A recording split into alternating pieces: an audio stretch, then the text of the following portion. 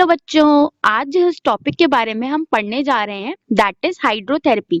तो बच्चों ये एक बहुत इम्पोर्टेंट टॉपिक है। इससे लॉन्ग आंसर का क्वेश्चन बनता है। ठीक है, 10 से 15 नंबर का क्वेश्चन आता है इसके अंदर। ठीक है, दूसरा एक्सटर्नल के अंदर भी या फिर जब आपका एग्जामिनर वाइवा ले रहा होगा तो हाइड्रोथेरेपी एक बहुत इंपॉर्टेंट टॉपिक रहता है। ठीक है, तो यहाँ से भी बहुत सारे क्वेश्चंस आपके पास डायरेक्ट आते हैं, थ्योरी के पेपर में भी और प्रैक्टिकल के पेपर में भी। तो इस टॉपिक को अच्छे से समझना है हमें। ठीक है, तो बच्चों हाइड्रोथेरेपी का जो टॉपिक है वो हम 11 पार्ट्स में पढ़ेंगे।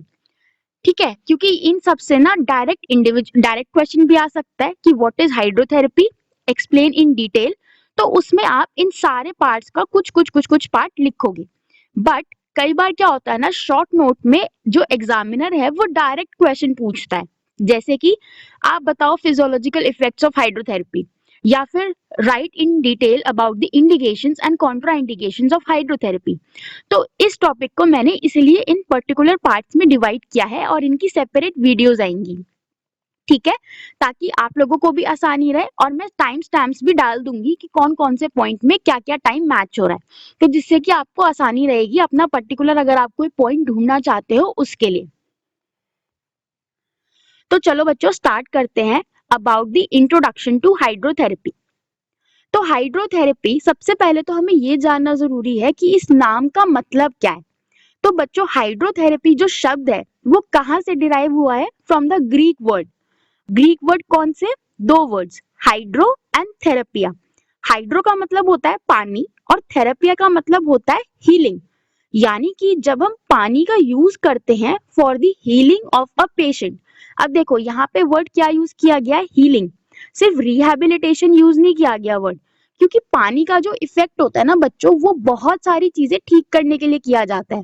फिजिकली भी, मेंटली भी, इमोशनली भी पानी का हमारी बॉडी पे बहुत इफेक्ट होता है। तो थेरेपिया का मतलब है यहाँ पे हीलिंग। अब जैसे आप आजकल देख रहे होगे कि बहुत सारे इन्फ्लुएंसर्स हैं, वो कोल्ड वाटर बाथ लेते हुए आपको दिख जाएंगे। लिटरली उन्होंने बर्फ रखी हुई होती है और उस पानी के अंदर वो बैठ जाते हैं। इंडिया के भी बहुत सारे लोग कर रहे हैं ऐसे, और फॉरेन के जो इन्फ्लुएंसर्स हैं वो भी ये ट्रेंड कर रहे हैं। तो that is a type of hydrotherapy. अब उसके क्या इफेक्ट्स हैं, पॉजिटिव नेगेटिव, वो सब हम अगर आप ये टॉपिक पढ़ोगे तो आपको क्लियर हो जाएंगी सारी बातें। ठीक है, तो इसलिए वीडियो में बने रहना एंड तक। तो अगर मैं डेफिनेशन बताऊं आपको हाइड्रोथेरेपी की, so it is the application of water internally और externally for the treatment of physical और साइकोलॉजिकल डिसफंक्शन। अब देखो यहाँ पे हमने क्या बोला कि पानी का हम इस्तेमाल कर रहे हैं इंटरनली भी और एक्सटर्नली भी, दोनों तरीकों से। किस चीज को ठीक करने के लिए, ट्रीट करने के लिए? अगर कोई फिजिकल या फिर साइकोलॉजिकल प्रॉब्लम है पेशेंट को, यानी कि पानी का इस्तेमाल हम दोनों चीजों में ठीक करने के लिए कर सकते हैं पेशेंट को। ठीक है, so this was about the brief of hydrotherapy की क्या है, एक ब्रीफ इंट्रोडक्शन दे दिया है मैंने आपको। अब हमें ट्रीटमेंट किससे करना है? पानी से, है ना? ये बात तो हमें समझ आ गई। पर उस पानी की कुछ बेसिक प्रॉपर्टीज होती है, अगर हमें वो नहीं पता तो हम इफेक्ट ही कैसे देख पाएंगे, है ना? पहले हमें ये भी तो पता होना चाहिए ना कि पानी की जो फिजिकल प्रॉपर्टीज है वो क्या होती हैं। क्योंकि अगर हमें ये फिजिकल प्रॉपर्टीज क्लियर है बच्चों, तो इनका इफेक्ट समझने में हमें ज्यादा टाइम नहीं लगेगा। तो फिजिकल प्रॉपर्टीज की अगर मैं बात करूं बच्चों, तो वाटर के पास ना बहुत सारी फिजिकल प्रॉपर्टीज हैं, जिसकी वजह से हम डिफरेंट डिफरेंट कंडीशंस में पानी का यूज कर सकते हैं पेशेंट को ठीक करने के लिए। कैसे होगा वो हम सब डिटेल में अभी पढ़ेंगे स्टेप बाय स्टेप। बट अभी के लिए हम फिजिकल प्रॉपर्टीज ऑफ वाटर पे कॉन्सेंट्रेट करेंगे। So there are 5 physical properties of water: solvent, resistance, hydrostatic pressure, buoyancy and the thermal conductivity. So first is the solvent. अब हमें ये पता है कि जो पानी होता है ना वो एक यूनिवर्सल सॉल्वेंट है। ये हम बचपन से पढ़ते आ रहे हैं, राइट? तो इसमें तो किसी को कोई डाउट होगा ही नहीं। अगर मैं पानी के अंदर कोई भी चीज डालूंगी तो पानी उसके साथ मिक्स हो जाता है ना? जैसा वो कलर देता है इसको, ये वो कलर ले लेता है। अगर मैं इसके अंदर रेड कलर का वाटर कलर डालूंगी तो ये रेड कलर का बन जाएगा। अगर मैं इसके अंदर नमक डालूंगी तो इसका रंग वैसा ही रहता है जैसा रहता है, बट हाँ नमक इसके अंदर पूरा घुल जाता है ना बच्चों, ये चीज तो हमें पता ही है। तो water is a good solvent, universal solvent, ठीक है। तो जब भी हम रनिंग वाटर को यानी कि पानी को जब भी हम अपनी बॉडी पे डालते हैं, सपोज करो कि आप सब्जी काट रहे हो, मम्मी ने कह दिया कि आज तुम्हें सब्जी काटनी है, ठीक है, तुम सब्जी काट रहे हो, तुम्हारे हाथ पे नाइफ से कट लग गया, सबसे पहला काम क्या करते हो, पानी के नीचे जाते हो, अपना हाथ रख देते हो। अब कुछ थोड़े हाई फाई लेवल के भी बच्चे होते हैं जो अपने मुंह के अंदर हाथ रख देते हैं और खून चूस लेते हैं, उनकी बात नहीं कर रही मैं यहाँ पे, ठीक है, हम नॉर्मल बच्चों की बात कर रहे हैं जो पानी के नीचे अपना हाथ रख देंगे तो आपका ब्लड क्या होता है, वहां से चला जाता है, बंद हो जाता है, ठीक है। यानी कि जो आपका वूंड लगा, जो आपको कट हुआ, कट की वजह से जो आपको वूंड लगा, वो क्या हुआ, वो ठीक हो गया। मतलब कि ठीक होने का मतलब क्या है वहां पे, कि उसकी क्लीनिंग हो गई। अगर वहां पे ब्लड जमा रहता तो वहां पे इन्फेक्शन होने के चांसेस हो सकते थे, है ना, क्योंकि बैक्टीरिया आ सकता था वहां पे। अगर ब्लड, अगर आप देखते, अगर आप पानी के नीचे नहीं करोगे और कट वहां पे ऐसे का ऐसा लगा रहेगा, तो वहां पे क्या होता है, ब्लड जम जाता है। ये चीज आपने देखी होगी, है ना, नोटिस करना कभी, मतलब गॉड फॉरबिड आपको कट ना लगे, बट फिर भी नोटिस करना है इस चीज को, ब्लड में क्योंकि क्लॉटिंग फैक्टर होता है तो वो जम जाएगा वहां। बट अगर आप उसे पानी के नीचे करोगे ना, उस जमे हुए ब्लड को भी, तो भी पानी उसको हटा देगा वहां से, तो यानी कि वो इन्फेक्शन को रोकने में काम कर रहा है, प्लस आपकी जो वूंड है, जो कट लगा है, उसको क्लीन कर रहा है ताकि आपको इन्फेक्शन ना हो। तो ये चीज भी वाटर करता है, किस प्रॉपर्टी की वजह से, because it is a universal solvent. अगर पानी के अंदर कोई केमिकल मिक्स होता या फिर वो एसिडिक होता, तो आपका क्या ब्लड वहां से हट जाता, आपके हाथ में और चोट लग जाती, ठीक है। हम किसी केमिकल का यूज थोड़े ना करते हैं, कोई चोट लगती है जबकि जैसे पानी के नीचे हाथ कर दिया, हम केमिकल के नीचे करते हैं, नहीं करते, क्यों नहीं करते, क्योंकि हमारा हाथ और जल जाएगा, एसिड हुआ तो हमारी तो वो स्किन ही जला देगा, है ना। तो इसीलिए पानी का यूज आता है। अब पानी के अंदर भी अगर मैं कुछ ऐसी चीज डाल दूं जो उसको और हेल्प करे, ताकि जो मेरा वूंड है, जो मुझे सब्जी काटते काटते कट लग गया था, उसको ठीक कर दे, उसमें थोड़ी हेल्प कर दे, तो उन सब्सटेंसेस को हम क्या बोलते हैं, एडिटिव्स। जैसे कि वाटर सोल्यूबल एंटी माइक्रोबियल्स, अगर मैं डाल दूं तो एंटी माइक्रोबियल भी वहां पे आ जाएंगे मेरे कट के ऊपर, तो जो माइक्रोब्स हैं वो ग्रो ही नहीं हो पाएंगे, तो इन्फेक्शन के चांसेस ऑलमोस्ट नेग्लिजिबल हो गए। अब बच्चों दूसरा जो पार्ट है, जो फिजिकल प्रॉपर्टी है वाटर की, दैट इज द रेजिस्टेंस।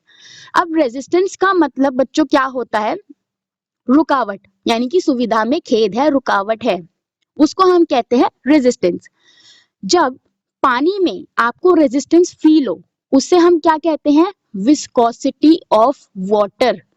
यानी कि जो लैंड पे काम फ्रिक्शन का होता है ना बच्चों, वही काम पानी में विस्कोसिटी का होता है।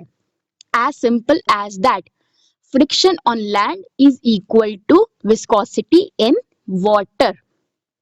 ओके, अब देखो, ये जो आपका ब्लू कलर से आपको एरो दिख रहा है, ये वाटर का रेजिस्टेंस है, ठीक है। और अगर मैं इस तरफ मूवमेंट कर रही हूँ, मेरा मोशन जो है वो इधर की तरफ है, तो रेजिस्टेंस कहाँ लग रहा है, अपोजिट। विस्कोसिटी कहाँ पे काम करेगी, opposite to the direction of motion. Okay, अब विस्कोसिटी होती क्या है, तो विस्कोसिटी बच्चों रेजिस्टेंस होता है to the flow of a liquid. आपने देखा होगा कि कुछ लिक्विड्स आप डालते हो, जैसे आप किसी बास्केट में से या किसी बकेट में से पानी डालो, पानी पोर करो, तो वो कितना जेंटली पोर हो जाता है।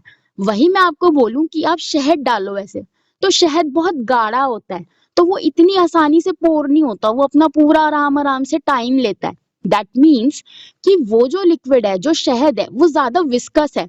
विस्कस क्यों है वो ज्यादा, क्योंकि उसके अंदर विस्कोसिटी ज्यादा है, यानी कि रेजिस्टेंस ज्यादा है, जो उसको रोक रहा है कि तुझे धीरे धीरे जाना है।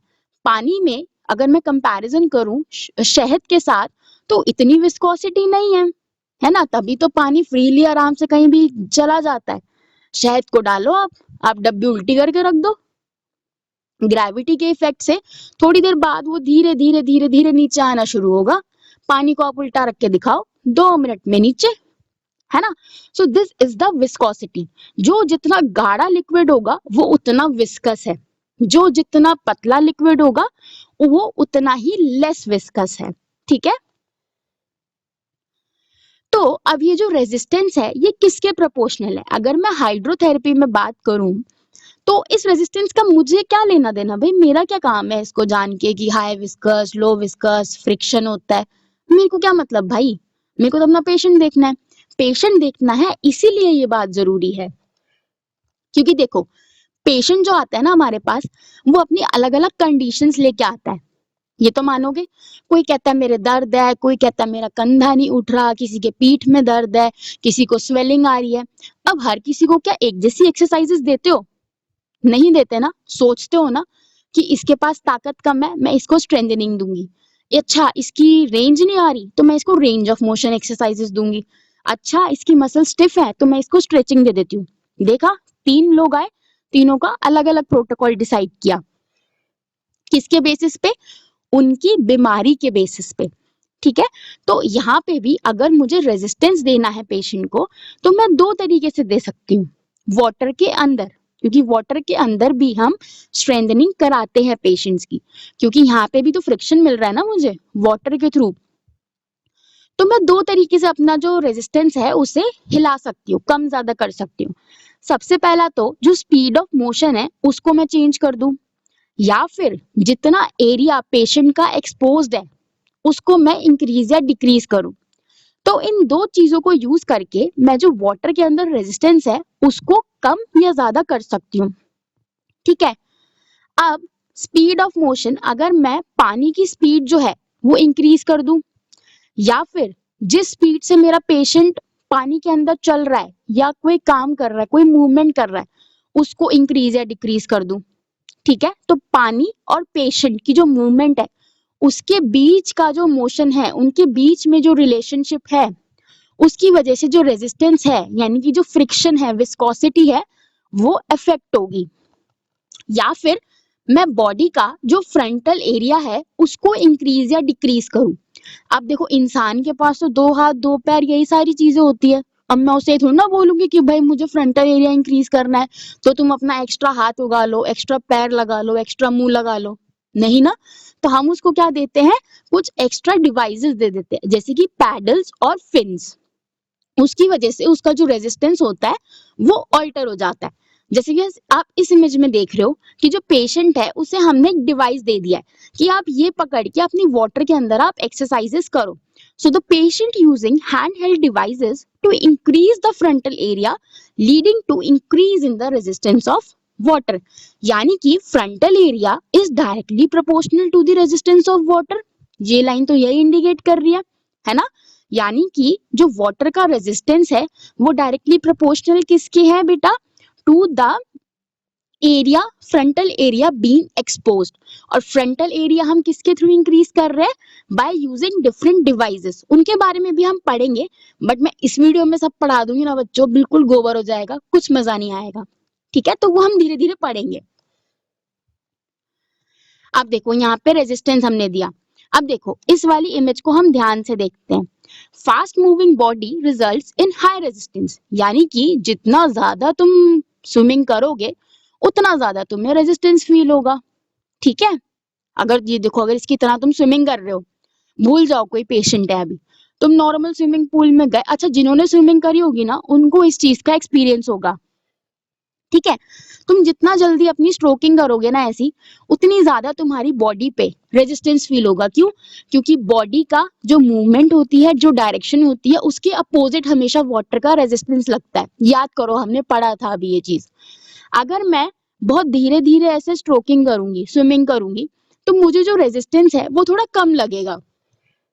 यानी कि जितनी ज्यादा फास्ट स्पीड से मैं करूंगी उतना ज्यादा रेजिस्टेंस है, और जितना कम स्पीड से करूंगी उतना कम रेजिस्टेंस है। दूसरा बच्चों, फ्रंटल एरिया की बात आ गई यहाँ पे। यानी कि अगर मैं फ्रंटल एरिया इंक्रीज करूंगी तो ऑब्वियसली मेरा रेजिस्टेंस इंक्रीज हो रहा है ना। अगर मैं फ्रंटल एरिया कम कर रही हूँ तो ऑब्वियसली मेरा जो रेजिस्टेंस है वो कम हो रहा है। अब मुझे उम्मीद है कि तुम्हें यहाँ तक तो बातें समझ आ गई होंगी, क्योंकि बच्चों ये वीडियो जो है ना ये बेस वीडियो है तुम्हारा। ठीक है, अगर ये कंसेप्ट समझ आ गए ना, तो हाइड्रोथेरेपी में एग्जामिनर या कोई भी तुम्हारा वाइवा ले रहा हो या तुम्हें कोई थ्योरी में क्वेश्चन आया हो घुमा फिर आके भी तुम आंसर कर दोगे।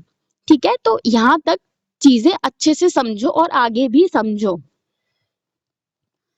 नाउ नेक्स्ट फिजिकल प्रॉपर्टी क्या है वाटर की? Hydrostatic pressure. हम सब ने पढ़ी हुई है ये चीज, ठीक है, 11th-12th से पढ़ते हुए आ रहे हैं।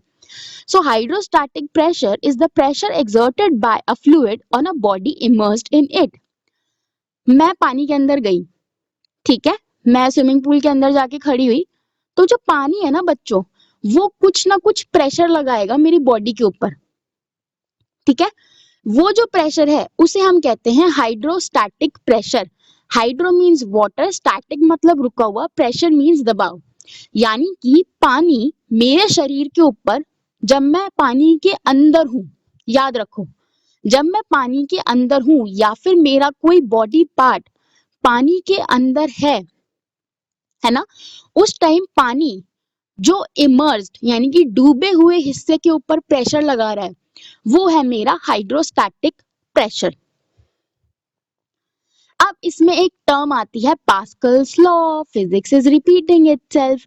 ठीक है, तो इसने क्या बोला कि a fluid exerts equal and inward pressure on all surfaces of a body at rest in proportion to the depth of the body in the fluid।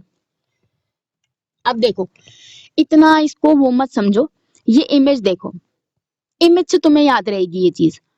देखो, ये आदमी जो है ये पानी के अंदर खड़ा हुआ है ना। हमने बोला अभी कि अगर तुम स्विमिंग पूल में खड़े होगे तो जो पानी है वो तुम्हारी बॉडी पे एक प्रेशर लगाएगा, राइट। अब देखो, जितना आदमी नीचे होगा, ये देखो इसकी हाइट कहाँ से है, यहाँ से लेके यहाँ तक है इसकी हाइट, है ना। इसका कंधे से लेके पैरों तक का हिस्सा पानी में डूबा हुआ है, तो हाइड्रोस्टैटिक कितने प्रेशर पे, कितने एरिया पे लग रहा होगा? कंधों से लेके पैरों तक। सर पे तो लग नहीं रहा होगा क्योंकि वो तो ऑब्वियसली बाहर है, तो यहाँ पे तो हाइड्रोस्टैटिक प्रेशर लगेगा ही नहीं। हाइड्रोस्टैटिक प्रेशर कितनी जगह पे लगेगा? सिर्फ इतनी जगह पे। ठीक है, अब एरो से ध्यान रखो, इमेज तुम्हें याद रहनी चाहिए तो तुम कभी नहीं भूलोगे हाइड्रोस्टैटिक प्रेशर और पास्कल्स लॉ के बारे में। जितना ज्यादा आदमी नीचे इमर्स होगा उतना ज्यादा हाइड्रोस्टैटिक प्रेशर उस पर्टिकुलर पार्ट पे लगेगा, और जितना वो सरफेस लेवल पे होगा, ठीक है, उतना कम हाइड्रोस्टैटिक प्रेशर उसे देखने को या एक्सर्ट फील होने को उसे मिलेगा। यानी कि जैसे जैसे डेप्थ ऑफ इमर्शन इंक्रीज होगा वैसे वैसे हाइड्रोस्टैटिक प्रेशर बढ़ेगा। ठीक है, यानी कि तुम जितना गहरे पानी में जाते जाओगे उतना हाइड्रोस्टैटिक प्रेशर उस पार्ट पे बढ़ता जाएगा। अभी देखो, इसके पैर नीचे हैं और हाथ ऊपर हैं, यानी कि पैरों पे हाइड्रोस्टैटिक प्रेशर ज्यादा है as compare to the hands, क्योंकि हैंड्स जो है वो ऊपर हैं। अगर ये हाथों को भी पैरों के लेवल तक ले आएगा इंडिविजुअल, तो क्या होगा, दोनों पे हाइड्रोस्टैटिक प्रेशर बराबर लगेगा। बट अभी हाथ ऊपर है और पैर नीचे है, तो क्या हो रहा है, पैरों पे हाइड्रोस्टैटिक प्रेशर ज्यादा लग रहा है और हाथों पे कम लग रहा है। So this is the Pascal's law. बहुत पढ़ लिया। So now water exerts 0.73 mm Hg pressure per centimeter of depth. Hydrostatic pressure increases as the depth of immersion increases. ये राम कथा हमने समझ ली है सारी, ठीक है। So because hydrostatic pressure increases with the depth of immersion, जो कि हम अभी पढ़ के आए हैं, तो इसके जो बेनिफिट्स होते हैं ना वो वेरी करेंगे पेशेंट की पोजीशनिंग पे। अब देखो, हाइड्रोस्टैटिक प्रेशर जब तुम जितना डीप जाते जाओगे उतना ज्यादा बढ़ता जाएगा, और जितना ऊपर जाते जाओगे उतना कम होता जाएगा। तो ऑब्वियसली जो इफेक्ट्स है वो भी वेरी करेंगे ना। भाई नीचे तो बहुत ज्यादा लग रहा है, ऊपर कम लग रहा है, तो ऊपर वाले पार्ट्स पे जो इफेक्ट आएगा वो अलग आएगा।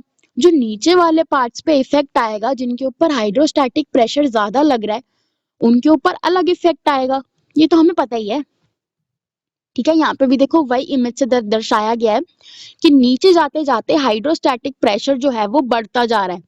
ऊपर जाते जाते जाओगे तो देखो एरोज जो है वो थिन होती जा रही है, नीचे आते आते मोटी होती जा रही है। तो बच्चों ये इमेजेस याद रखो, तो ना रट्टा नहीं मारना पड़ेगा, समझ जाओगे चीजों को। अब बात करते हैं वर्टिकल और हॉरिजॉन्टल पोजीशनिंग की। अब इतना तो मैं तुमसे उम्मीद कर सकती हूँ कि तुम बता सकते हो कि इन दोनों में से किस पोजीशन में सबसे ज्यादा हाइड्रोस्टैटिक प्रेशर आपको फील होगा। गेस करो 1 2 3 और मुझे कमेंट्स में बताओ किन लोगों ने सही आंसर किया, सही सोचा था। सो वर्टिकल पोजीशन में हमें ज्यादा हाइड्रोस्टैटिक प्रेशर के इफेक्ट देखने को मिलते हैं। क्यों? क्योंकि इसमें आपका जो बॉडी पार्ट है या जो बॉडी है वो ज्यादा इमर्स होती है। देखो वर्टिकल पोजीशन में क्या होता है, इंडिविजुअल सीधा खड़ा है, ठीक है। हॉरिजॉन्टल में क्या है, इंडिविजुअल ऐसे लेटा हुआ है, तो इसका कोई बॉडी पार्ट तो ज्यादा इमर्स हुआ ही नहीं ना पानी में, नीचे गहराई में तो गया ही नहीं। वर्टिकल पोजीशन में ऑन द अदर हैंड उसकी जो बॉडी पार्ट है या फिर जो बॉडी है वो अंदर गहराई तक गई हुई है। तो हाइड्रोस्टैटिक इफेक्ट आपको कहाँ दिखता है ज्यादा अच्छा, जितना आप पानी के अंदर जाते जाते हो। हॉरिजॉन्टल पोजीशन में तो आप पानी के अंदर गहराई में गए ही नहीं, तो आपको इफेक्ट मिलेगा कहाँ से। तो यही बात यहाँ पे वर्टिकल और हॉरिजॉन्टल पोजीशनिंग के बारे में आपको क्लियर रहना चाहिए, क्योंकि ये वो पॉइंट है जहाँ पे जो आपका एग्जामिनर है ना वो आपको फंसा सकता है। तो आपको एग्जामिनर को सीधा साफ बोलना है कि हमने ये चीज पढ़ी हुई है with confidence. Now the fourth point, sorry गलती से यहाँ पे थर्ड लिखा हुआ है, but this is the fourth physical property of water, that is buoyancy. So buoyancy क्या होता है, एक फोर्स होती है जो कि एक्सपीरियंस होती है in the opposite direction to the force of gravity. जैसे जब आप लैंड पे होते हो तो हमें सबको पता है कि एक ग्रेविटेशनल फोर्स नाम की एक चीज होती है जो हर ऑब्जेक्ट पे लगती है। बट जब आप पानी में चले जाते हो तो ग्रेविटी तो लगती है आपके ऊपर, बट एक दूसरी फोर्स भी लगती है जिसको हम कहते हैं बुओयंसी। वो ग्रेविटी के अपोजिट डायरेक्शन में काम करती है, यानी कि ग्रेविटी आपको नीचे खींचती है, ये फोर्स ऊपर खींचती है, ठीक है। नाउ यहाँ पे एक प्रिंसिपल आता है, that is the Archimedes principal. ये भी हम सब ने पढ़ा हुआ है, ठीक है। So when a body at rest is entirely और partially immersed in fluid, it experiences an upward thrust, that is the buoyancy, which is equal to the weight of the fluid it displaces. So density of the immersed body is less than that of the fluid. यानी कि अगर मैंने जो body है या फिर जो object है जो कि वाटर में प्लेस किया है उसकी डेंसिटी अगर पानी से कम है तो क्या होगा, it will displace less than the body's total volume of fluid and will float. यानी कि अगर मैंने कोई ऐसा ऑब्जेक्ट डाला जिसकी डेंसिटी पानी की डेंसिटी से या फ्लूइड की डेंसिटी से कम है, तो वो क्या करेगी, वो चीज फ्लोट करेगी, पानी पे तैरेगी। वहीं पे अगर कोई ऐसा ऑब्जेक्ट है या फिर कोई ऐसी चीज मैंने डाली जिसकी डेंसिटी पानी की डेंसिटी से बहुत ज्यादा है, तो वो डूब जाएगी। बहुत ही बेसिक कॉन्सेप्ट है ये, ठीक है। लो डेंसिटी वाली चीजें क्या करती हैं, फ्लोट करती हैं। हाई डेंसिटी वाली चीजें क्या करती हैं, सिंक करती हैं, डूब जाती हैं। So the density of human body is less than that of water, तो हम फ्लोट करते हैं। तभी तो आपने देखी थी ना अभी एक इमेज हॉरिजॉन्टल पोजीशन वाली जिसमें हम फ्लोट कर रहे थे। क्यों? क्योंकि जो ह्यूमन बॉडी है उसकी डेंसिटी वाटर से कम होती है। So water having a specific gravity of approximately 0.974 compared with that of water which is 1. So the relative density of body compared with the water is further decreased by, अब body की यानी कि जो human body है उसकी density तो पहले ही कम है वाटर से, तभी तो हम फ्लोट कर लेते हैं पानी के ऊपर, नहीं तो हम भी डूब जाएंगे अंदर, है ना। बिल्कुल ही जैसे ही पानी में गए वैसे ही सबसे नीचे चले गए, पर ऐसा तो नहीं होता, हमारी डेंसिटी कम है इसलिए हम फ्लोट भी करते हैं, ठीक है। अगर मुझे ये डेंसिटी और कम करनी है तो मैं क्या करूंगी, so adding salt to the water, attaching air filled object such as belt, waist और arm bands to the patient. अब जिन्होंने स्विमिंग सीखी होगी उनको ये चीज पता होगी कि जब कोई बिगिनर स्विमिंग करने जाता है तो उसको जो वहां पे ट्रेनर होता है या फिर जो प्रोफेशनल स्विमर होता है जो कि सिखा रहे होते हैं, वो कई सारी चीजें उनको बांध देते हैं, जैसे कि बेल्ट हो गया, वेस्ट हो गया। क्यों? ताकि वो डूबे ना, क्योंकि जो नया नया स्विमिंग सीखता है ना, या फिर जो बहुत सारे हमारे पास पेशेंट्स आते हैं बच्चों, उनको डर लगता है कि हम डूब ना जाए, हम मर जाएंगे, मतलब ऐसे उनको थॉट्स आते हैं। तो उनकी सेफ्टी के लिए हम उनको ये सारी चीजें पहनाते हैं, ताकि वो फ्लोटिंग स्टेट में ही रहें, तैरते रहें, डूबे नहीं। ठीक है? सो देख सकते हो यहाँ पे आपको ये इमेज अच्छे से डिस्क्राइब कर रही है। So the person in water floating head above water. ठीक है, पहली इमेज में। दूसरी इमेज में क्या किया देखो, हमने उसे वो वेस्ट पहना दिए जो कि एयर फिल्ड थे। तो क्या हो गया, ये और ऊपर हो गया। देखो यहाँ पे पहले इसके पैर यहाँ तक थे, पर जैसे इसने वेस्ट पहना इसके पैर ऊपर उठ गए। ठीक है? So person in water with a high concentration of salt dissolved in it. या तो इसके पानी के अंदर हम नमक डाल दें, तो भी देखो इस पिक्चर से इसके सरफेस लेवल मेजर करो इसके पैरों का, और इस पिक्चर से मेजर करो, तो हम दो चीजों से कर सकते हैं ये। पहला, हम इसको कोई ऐसी एयरफिल्ड चीज पहना दें, या फिर पानी में नमक डाल दें, तो ये चीज हो जाती है। अब बच्चों, इफेक्ट क्या होता है बुओयेंसी का? अब ये जो बुओयेंसी है बच्चों, ये क्यों इतनी हेल्पफुल है? देखो, ये बहुत इंपॉर्टेंट कॉन्सेप्ट है बच्चों, इसको अच्छे से समझना। ये बेसिक कॉन्सेप्ट्स क्लियर हो गए ना बच्चों, हाइड्रोथेरेपी में कभी नहीं अटकोगे। आई गारंटी यू दिस, मैं लिख के दे सकती हूँ तुम्हें। अगर ये सारे कॉन्सेप्ट्स, ये सारी प्रॉपर्टीज ऑफ वाटर तुम्हें समझ आ गई तो। राइट? तो देखो, जब हम लैंड पे होते हैं ना, इसको अभी छोड़ दो जो लिखा हुआ है, मेरी बात सुनो। जब हम लैंड पे होते हैं तो हमारे ऊपर कौन सी फोर्स लगती है? Gravitational force. हमें उस फोर्स के ऊपर, मतलब हम उस फोर्स को जीत नहीं सकते, वो हमारे ऊपर लगेगी ही लगेगी। ठीक है? क्योंकि उसको काउंटर करने वाली कोई और फोर्स है ही नहीं, है ना, लैंड के ऊपर। तो मेरे जो जॉइंट्स हैं या फिर मेरा जो बॉडी पार्ट है, उन सब के ऊपर ग्रेविटेशनल फोर्स लग रही है। ठीक है? अब अगर मान लो मैं कोई ऐसी पेशेंट हूं जिसको चलने में प्रॉब्लम है। ठीक है? मान लो कोई पेशेंट आया, उसको घुटने में दर्द है। ठीक है? वो कह रहा है जी मेरे तो घुटने से चला नहीं जाता, मोड़ने में दर्द है, बैठने में दर्द है। ठीक है? अब मैं उसको लैंड के ऊपर यानी धरती के ऊपर एक्सरसाइजेस करवा रही हूँ, तो उस पे ग्रेविटेशनल फोर्स लग रहा है। ठीक है? पेशेंट को बड़ा दर्द हो रहा है जी, बहुत दर्द हो रहा है एक्सरसाइज करने में मुझे। नहीं, आप करो करो करो, हम यही कहेंगे। ठीक है? अब एक दूसरा थेरेपिस्ट है, उसके पास वो पेशेंट गया, उसको इस वाले पुराने वाले थेरेपिस्ट की एक्सरसाइज अच्छी नहीं लगी, वो गया नए थेरेपिस्ट के पास। उसने बोला ऐसे ऐसे मेरे घुटनों में दर्द है। उस थेरेपिस्ट ने क्या किया, बोला अच्छा जी आपके घुटनों में दर्द है, एक्सरसाइज नहीं हो पा रही है आपसे, चलो आपको पानी में एक्सरसाइज करवाते हैं आज। पेशेंट गई पानी के अंदर, उसको एक्सरसाइज करने में कोई प्रॉब्लम ही नहीं आई। अब सोचो क्यों?